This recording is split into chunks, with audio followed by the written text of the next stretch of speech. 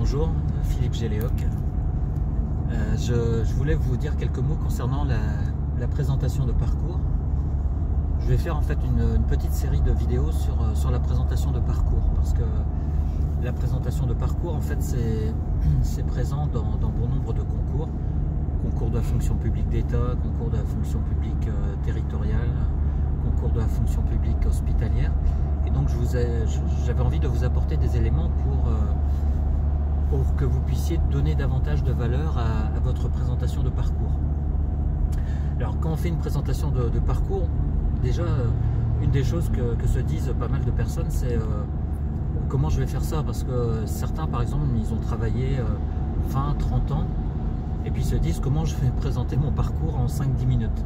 Imaginez un peu 20-30 ans de carrière que vous avez à résumer en 5-10 minutes. En fait c'est totalement impossible. Alors est-ce que ça veut dire que pour autant il faut baisser les bras et laisser tomber? Évidemment que non. Au contraire, c'est une sorte de défi. C'est-à-dire il faut réfléchir à la façon de faire ça au mieux. Et comment on peut s'y prendre? En fait, la première chose qu'il faut se dire, c'est qu'on ne va jamais pouvoir, bien entendu, résumer 20-30 ans de carrière. C'est totalement impossible. Même ne serait-ce que 1 an, 2 ans de carrière résumé en 5 minutes, c'est-à-dire 5 fois 60 secondes, c'est totalement impossible. Alors moi, ce que je vous propose, en fait, c'est quoi? C'est de vous dire que le but du jeu, c'est pas de résumer l'ensemble de votre passé. Le but du jeu, c'est quoi? C'est de faire dans le présent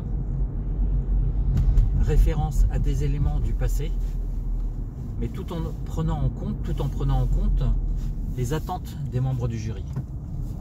Ça veut dire quoi? Ça veut dire que les membres du jury, c'est la première chose qu'il faut se dire. Pourquoi ils sont là en fait, ces membres du jury? Ils sont là en vue de recruter des personnes. Des personnes par exemple qui vont être sur une fonction accueil demain, donc qui vont accueillir des personnes à l'entrée d'une administration par exemple. Ou des personnes qui vont être, je sais pas moi, inspecteur des douanes ou attaché territorial, bref, attaché d'administration, etc. Donc des cadres par exemple, ou des agents davantage de, comme on dit, d'exécution ou d'application. Et c'est ça la première chose qu'il faut avoir en tête, c'est-à-dire se dire qu'est-ce que cherchent ces membres du jury? Ils cherchent en fait à recruter des personnes qui soient comment? Qui soient capables de faire quoi? C'est-à-dire quel type d'activité? Puis quelles sont les compétences requises pour exercer ces activités-là? Si je prends un exemple, les membres du jury ils vont par exemple vouloir recruter quelqu'un qui soit demain sur une fonction accueil. Qu'est-ce que ça veut dire être sur une fonction d'accueil? Ça requiert quelles compétences? Quelles compétences, c'est-à-dire quel savoir-faire, quel savoir-être? Quel type d'attitude, par exemple, il faut avoir quand on est sur une fonction d'accueil? Eh bien, il va falloir justement être accueillant par définition, c'est-à-dire être capable d'avoir certaines aptitudes au niveau relationnel. Et puis, il va falloir être capable d'être cordial avec les gens. Il va falloir être capable de donner une bonne image de ce qu'il y a derrière nous, c'est-à-dire que nous sommes la vitrine d'une administration. Vous voyez? Donc, l'idée, c'est quoi? C'est de se dire, première chose, qu'est-ce qu'ils attendent au niveau des membres du jury? Qu'attendent les membres du jury? Eh bien, ils visent à recruter certains types de personnes qui demain auront tel type d'activité à exercer. Et pour exercer ces activités-là, il faudra avoir telle et telle compétence. Une fois que vous avez compris cette première chose, eh bien, il ne reste plus qu'à appliquer la deuxième chose. La deuxième chose, c'est quoi?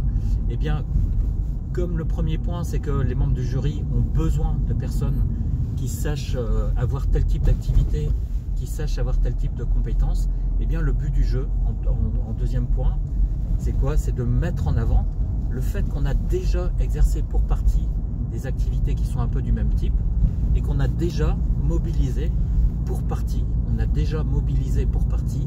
hier les compétences qu'il faudra avoir demain pour accéder à l'emploi qui est proposé, au type de métier qui est proposé. Donc une fois que vous avez compris ça, vous avez compris l'essentiel.